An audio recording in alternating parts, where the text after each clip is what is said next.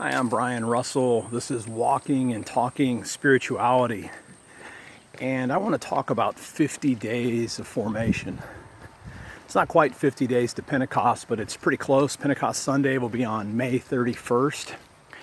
And I want to use a business analogy for a minute. I was listening to strategic coach Dan Sullivan and his advice for small business owners and entrepreneurs right now. And obviously, from a business perspective, everybody is worried about cash flow. And his essential advice, given that if you're a business owner, customers don't have cash right now, is that you have to focus on thinking about payment in a different way. And so he spells cash, K-A-S-H, and talks about using this time as a business owner to build knowledge, work on our attitudes, learn new skills, and develop new habits.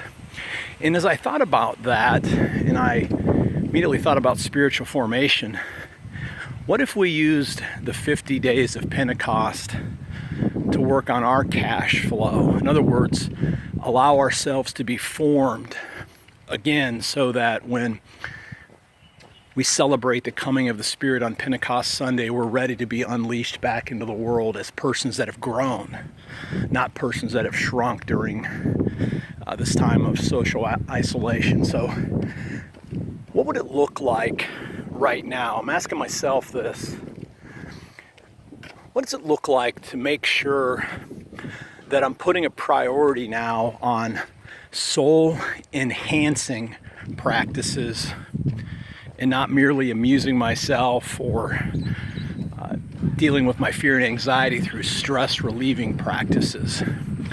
Again, I'm not a curmudgeon. I know we need to have some fun now. We need to take advantage of extra time with family. That's not what I'm talking about. But what are some ways that we can be formed more profoundly through a new rhythm as we learn to live in the new reality that's coming? So what are the soul enhancing practices that you have?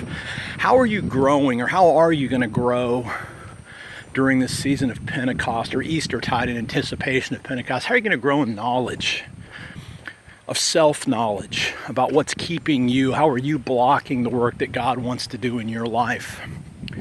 And also knowledge of God. What attitudes are you working on that would allow you to grow again in your love for God, your love for neighbor, your love for self? What new skills are you adding? What have you learned? So important right now to be thinking about, how do I harvest the new routines, the changes that I've had, and what are new skills that I can continue to hone that are going to serve me in the long term? And then, again, back to habits.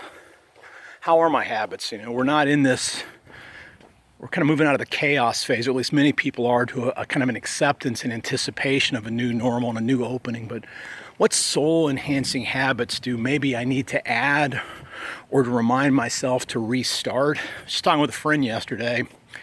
He's back to doing more journaling, and he said it's been transformational. He's back to doing daily affirmations, completely transformational. He's got away from it for a while, but he's using this season to renew.